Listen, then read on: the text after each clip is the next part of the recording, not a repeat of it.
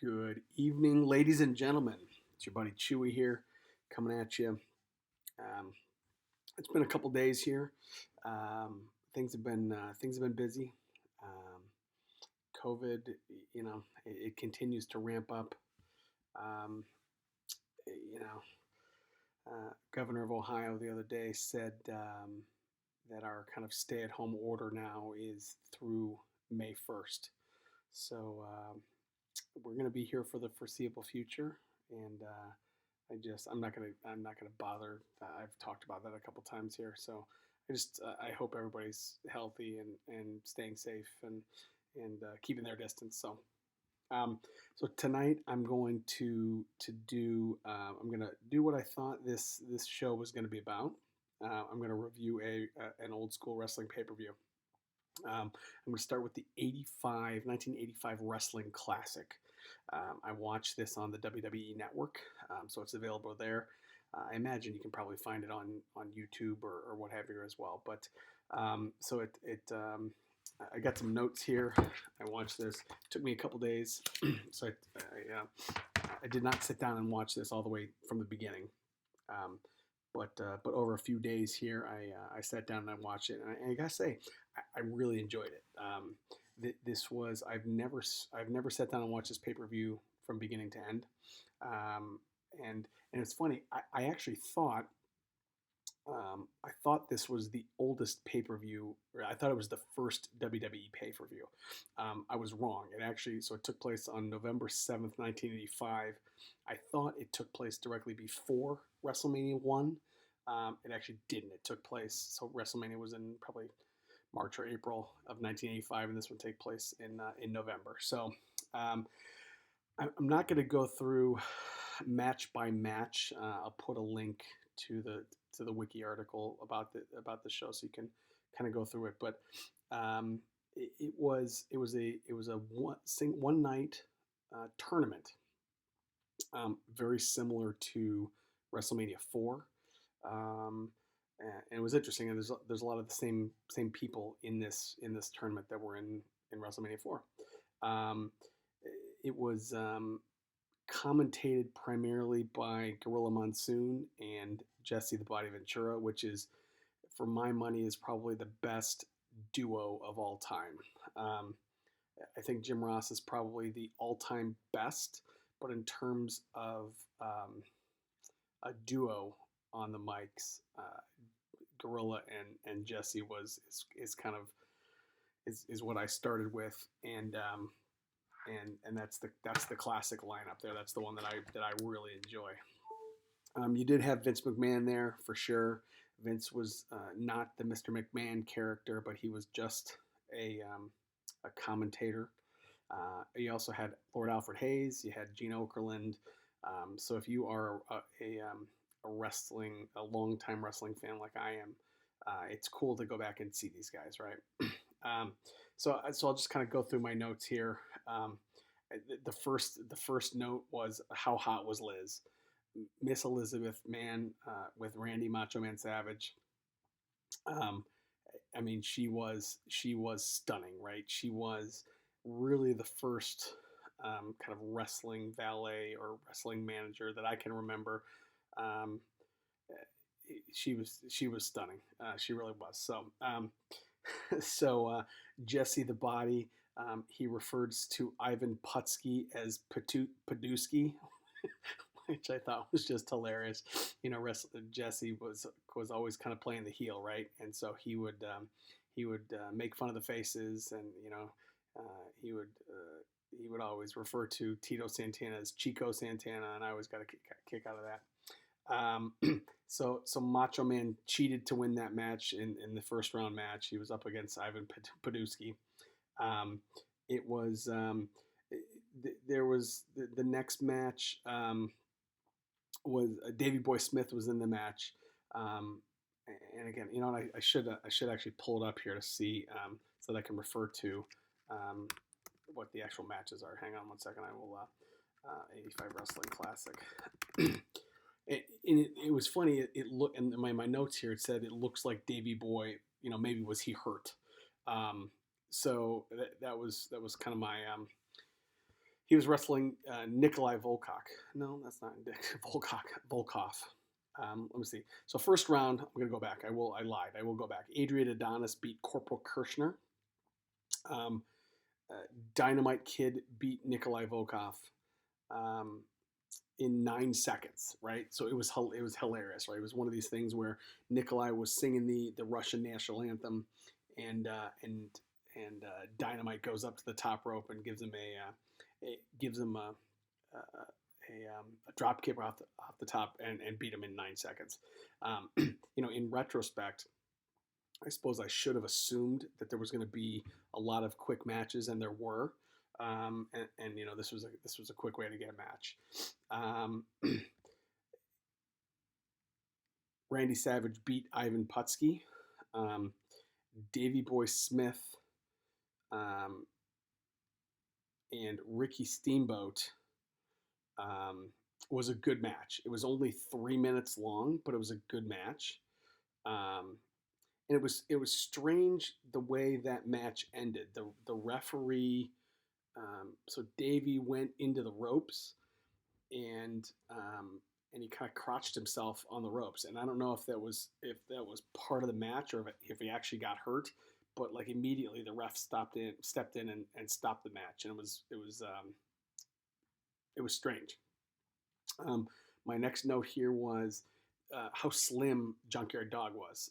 JYD was one of my favorites growing up, and to see him here, slim, right? No, he's not. He wasn't skinny, right?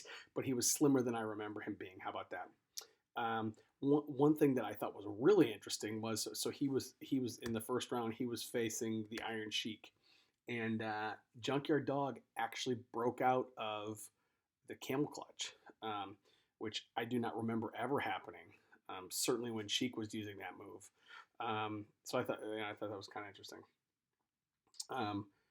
Terry Funk, the good old Terry Funk, he's doing a backstage interview and he's chewing tobacco and he spits it all over the camera. There was an awful lot of backstage stuff in this show. Interesting backstage stuff. We'll get to a little bit more of it too, but especially with my history with chewing tobacco, it was pretty repulsive to see that. All of the first round matches had 10-minute time limits, and none of them went even remotely close. 3 minutes and 22 seconds, 9 seconds, 2 minutes and 47 seconds, 3 minutes, 17 seconds, 4 minutes, and 7 minutes is the first round. So, like I said, a lot of quick matches again, and that makes sense. It would be interesting to have been in the crowd that night, just because it was a lot of be a lot of coming to the ring and leaving the ring, and a lot of, I'm assuming that they could show the backstage segments somehow on closed circuit or what have you. It would be an interesting experience, I think. Gene Okerlund is hilarious. He's telling Don the Rock Morocco that he looks like he's got to be in the tip top condition as he's staring at his gut. I mean, it's a tiny thing that I noticed. It reminded me of we were sitting in our dorm room one night in college, and my buddy Steve turned to my buddy Phil.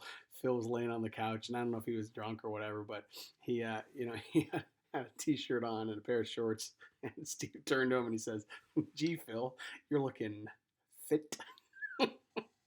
And it was just it totally reminded me of that. Yeah, you're looking fit. So again, one of these backstage segments. You got Vince and Lord Alfred Hayes and this gal named Susan. I don't know who Susan is. I don't recall her ever seeing her before this, and I don't recall her ever seeing her again after it. Pip mentioned he had watched this show as well, because I mentioned in the last episode I was going to watch it, and he sent me a text and he goes, "Who's the girl wearing a curtain?" Well, that was Susan. But so in multiple of these backstage segments, Lord Alfred Hayes is straight up assaulting this woman. At one point, he's like groping her. The next segment, he's like kissing her. Um, it really does not age well at all, especially in the world that we live in now of Me Too and assault and those kind of things. And it was kind of shocking actually to see it. So I was surprised to see it. It was interesting. It just doesn't age very well. Um, the All the second round matches are all 15 minutes. Um, Found it really interesting. So Adrian Adonis, who had beat Corporal Kirshner in the first round, he beat Dynamite Kid in the second round, and he actually used a scorpion, or the sharpshooter, right? Um, I guess I did not remember this. Again, I'd never seen the show, and I don't think Adrian ever used that maneuver. Certainly as a finish, but to me that was always Bret Hart's move, right? And so it was really interesting to see it here. Um, Even more interesting that it didn't finish the match, especially kind of how lethal of a hold that became to be. Certainly when Bret Hart used it, and then when Sting used it as the Scorpion. Um, let's see here. Savage and Steamboat, right, are in the second round here. Savage beat him in 4 minutes, which of course they would go on at WrestleMania 3 to have what some would consider the best WrestleMania match of all time. Certainly at that point, it was the best match that had ever been on a WrestleMania card, and it still really holds up to this day. It is crazy how fast Macho Man is around the ring. I did not remember just how quick he was, and it was really something cool to watch, and a good match. It's 4 minutes long, but it was a good match. Um, JYD in the second round beat Moondog Spot without a referee. It was very strange. It was very strange. He hit him and made the pin, and then counted the pin all by himself, and somehow that was a legal a legal win. I'm not sure how that works, but again, I've got on my note here. This is PostMania. I thought it was before. So there's they have a conversation with Hogan. Hogan is wrestling uh, Hot Rod, Roddy Piper in this match, and he makes a reference to WrestleMania, and that's kind of, so I'm halfway through the show, and that's when I figured out, oh shit, this is actually after WrestleMania. I thought it was before. Um, let's see. Gorilla Monsoon referred to this as the greatest tournament in the history of professional wrestling, which again I don't know if they had already considered a tournament for a subsequent WrestleMania. I don't know. Maybe this is like getting ready for. I can't imagine 3 years in advance, but maybe. Um, there was a match. Which match was it?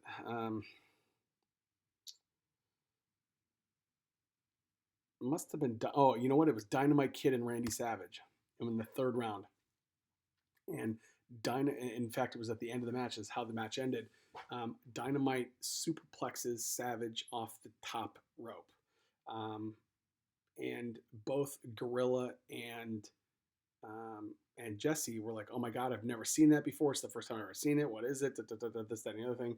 Um, and it was just, again, I don't know if that's the first time that match or that move has been used, but both Jesse and Gorilla were totally putting it over as if it was the first time. So it was kind of cool. It was kind of cool to hear. They're giving away a car. They're giving away a car to the live audience. It's a Rolls Royce. They said they received hundreds of thousands of entries. I don't know if that's actually true. I don't remember this promo or this giveaway, but when they actually did it, it was in between the third round and the finals. So Junkyard Dog had actually gotten a bye into the finals because in the previous round, Tito Santana and Paul Orndorff had gone to a double countout. So JYD, who again pinned Moondog Spot by himself without a referee, he kind of had a bye into the final round. So after the Dynamite Kid Savage match, they did this car giveaway to presumably give Savage some time in between matches, so he wouldn't have to go back to back. Let's see here. What else we got? Like I said, yeah, this is clearly buying time for Macho Man to rest. He's in the finals and just got done. Why not put Hogan and Piper match here instead? Which again was interesting. So they had done the Hogan and Piper match. I kind of zipped over it, or I didn't really talk about it. It was a decent match, right? It was a Hogan Piper match. It ended with a DQ.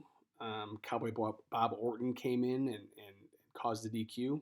I was interested to see how that match ended, because when Hogan and Piper met up years afterwards in WCW, Piper came out and said, "Oh, you never beat me." And I thought, well, hey, they're wrestling here. I wonder if that was true. I haven't gone back and looked, but that might be the case. Piper lost the match, but it was by DQ. So, maybe Piper said never pinned me, which might be accurate. So it's funny. So after the Hogan match, then they come out and they do this. They do again the Savage match, and now they're doing the car giveaway, and they've got all these people in the ring. They're trying to make it look legitimate, and the one guy says they've received over 250,000 entries, which that just can't be true. But it was pretty clear that that these guys were pretty uncomfortable in front of the camera. Even Howard Finkel, who would go on to be one of the best ring announcers in the history of the business, in my opinion, was uncomfortable. Right? It was strange. So the winner was some random guy, Michael Chambly. The crowd actually booed, which I thought was kind of funny. I wrote, this is the day. This is in the day of locker room and shower interviews. So this is after the Hogan match. Gene is back in the locker room with a essentially naked Hulk Hogan. He's got his ring tights on, and they're all wet. And he and Orndorff are back there, and they're just. So again, this is when Orndorff is a good guy. So again, it was interesting. You don't see too many post-match shower interviews these days. It was just it's a different time in the wrestling business. So in the final match, is Randy Savage versus the Junkyard Dog, and it was amazing how well Randy Savage played the heel. Right? He throughout his career he'd been a good guy and a bad guy, and I always preferred him as a bad guy, as a heel.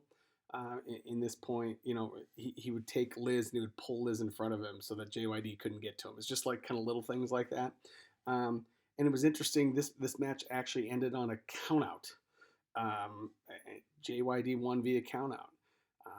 And it was interesting because there was a bunch of countouts in this tournament. There was a bunch of DQs and those kind of things. And the crowd didn't really seem to be upset about it, right? They were like a win was a win, and JYD was the champion, right? So, he won this tournament. So, I had a good time with this. It was an interesting show. Like I said, when I sat down to watch it, I thought it was the first pay-per-view on the network, and I was wrong. So I think what I'm going to do is I'm going to go now. I'll watch WrestleMania. The original one, and then I'm going to kind of go in chronological order. So I believe the next show after this one would have been WrestleMania 2. I think there's 2 pay-per-views in 1986. So I'm going to watch those. But again, if you haven't watched this show, and if you're a wrestling fan, an old school wrestling fan, I would suggest you go back and watch it. Like I said, it's on the network. And I have to admit, I had a better time watching it than I thought I would. So, hey, hope things are well. I will talk to you guys soon. And until then, have a good one. Later.